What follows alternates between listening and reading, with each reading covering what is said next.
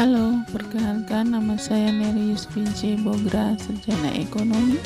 Saya adalah seorang guru taman kanak-kanak di TK Ceria Hawaii Sentani.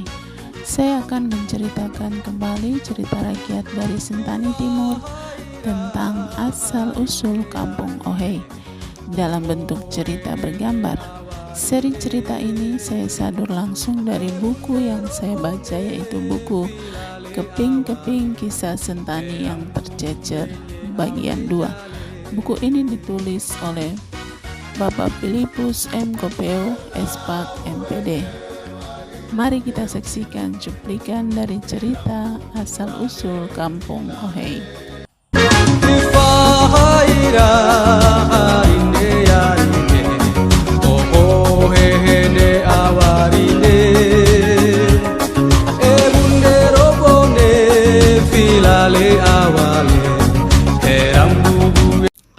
Pada zaman dahulu, berdiamlah satu suku di kampung Phenemjo Wauwauji, jauh tinggi di atas gunung-gunung di sebelah timur.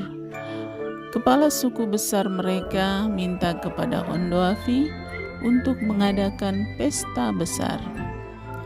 Untuk mempersiapkan diri mereka dalam pesta tersebut, maka orang-orang di kampung itu mencari perhiasan bagi mereka. Hal ini juga hendak dilakukan oleh Taime. Taime adalah anak laki-laki dari Ondoafi besar. Ia menderita bisul-bisul atau yang disebut dengan Koko Kimani, dan ia sendiri tidak sanggup untuk mencari perhiasan. Ia telah meminta bantuan kepada teman dan saudaranya, tetapi tidak ada yang mau membantunya. Lalu berkatalah ibundanya, "Besok sebelum matahari terbit, di saat langit masih gelap, engkau harus pergi ke tempat di mana ada sebatang pohon besar, yaitu pohon waringin atau pohon beringin. Engkau harus membawa anak panah dan busur. Ibu akan menyiapkan bekal untukmu. Tetapi engkau harus ingat, di tengah jalan engkau tidak boleh berburu. Engkau harus berjalan langsung ke pohon itu. Engkau juga harus naik ke atas puncak pohon itu.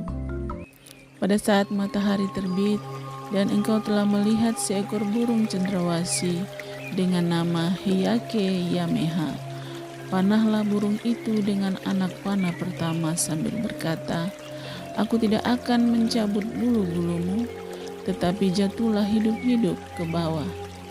Maka sesudah itu engkau akan melihat 2 ekor burung cendrawasih lainnya, yang satu di sebelah kiri dan yang satu lagi di sebelah kanan. Lalu panahlah dengan cara yang sama." Lalu pergilah Taime keesokan harinya dan melakukan seperti apa yang telah diperintahkan oleh ibunya. Setelah Taime berhasil memanah ketiga burung itu, maka Taime membawanya pulang dalam keadaan masih hidup ke kampungnya. Kemudian secara tiba-tiba terjadilah gempa bumi. Gunung-gunung di sekitar bergoncang. Lalu muncullah seekor ular besar yang bernama Ahakai atau ular berbisa, Yobelo dari dalam bumi. Ular itu kelihatan sangat marah dan masuk ke kampung Phenemjo Wauwauji dan melingkari kampung itu dengan badannya, dan nampaknya seperti sebuah gunung. Melihat hal itu, ibu dari Taime berteriak dan memanggil semua orang di kampungnya untuk keluar rumah dan melihat apa yang terjadi. Setelah mereka keluar dan melihat ular itu, rasa takut melingkupi mereka. Semua orang kampung mengumpulkan harta bendanya dan mempersembahkannya kepada ular raksasa tersebut. Tetapi ular menolaknya. Kemudian ibu Ondoafi atau istri Ondoafi ini memanggil Taime dan menghias dia dengan perhiasan, kemudian mewarnai merah pada rambutnya dengan menggunakan buah meleh atau buah merah, dan menaruh ketiga burung cendrawasih di atas kepalanya, serta mengolesi tubuhnya dengan minyak kelapa atau melebu, dan mengantarnya ke hadapan ular besar itu. Ular besar itu segera membuka mulutnya dan hendak menelan Taime. Namun tetua adat berkata kepada ular itu, "Tutuplah mulutmu dan luruskanlah badanmu, agar Taime dapat naik dan duduk di atas tubuhmu." Ular itu pun setuju dan melakukan apa yang dikatakan oleh tetua adat.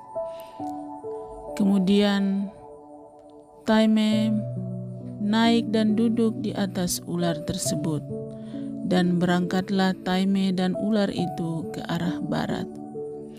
Ibunya mengikuti dari belakang dan menyusuri pantai, namun di perjalanan ia berubah menjadi tiang garam, suatu karang yang besar yang kini masih ada di tepi laut dekat Vanimo.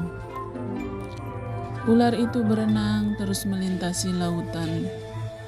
Di mana saja tubuhnya melingkar, disitulah terbentuk teluk-teluk dan tanjung-tanjung. Ular itu berenang dari Skou dan Tobati, kemudian ke Nafri atau Hebele. Di sana Taime menukar perhiasannya. Mereka melintasi gunung-gunung dan tiba di dekat Umabo Kaikiri, dekat danau. Kepala ular itu memanjang ke arah pulau Tasinjau, dan ular tersebut beserta Taime menghilang. Mendengar hal itu, seluruh orang berkumpul, bernyanyi dan menari. Setelah itu, maka semua orang yang berkumpul itu menyebar ke seluruh penjuru. Dengan bahasanya disebut Fenem Kojau Peyao Hede Uke. Sebagian dari mereka, kelompok Ohei, menyusuri jalan yang ditempuh oleh ular. Di Skou mereka tertinggal karena kaki mereka terkena bisul. Hingga saat ini orang-orang di Skou sering terkena kaki bisul. Sebagian kelompok lagi pergi ke Tobati dan Nafri, dan dari sana ke kampung Yomokoyo Haliaujo, di gunung-gunung di belakang Asei. Di sini mereka berperang dengan suku-suku yang ada di sana. Namun kemudian suku-suku yang ada di belakang Asei ini berdamai dengan orang-orang dari timur ini dan memberi tempat berdiam di pinggir danau. Sewaktu mereka sampai di Yomokoyo Haliaujo, sudah ada suku-suku asli yang mendiami tempat itu. Suku-suku itu ialah Yomoko Powondo, Teasabo Kamoto, Wali Nelelo dengan adiknya Abalendo.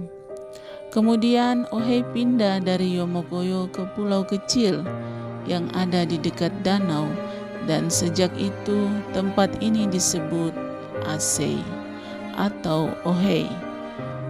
Dari sanalah keluarga-keluarga ini menyebar ke kampung Ayapo, Yoka, Waena, dan Asei kecil.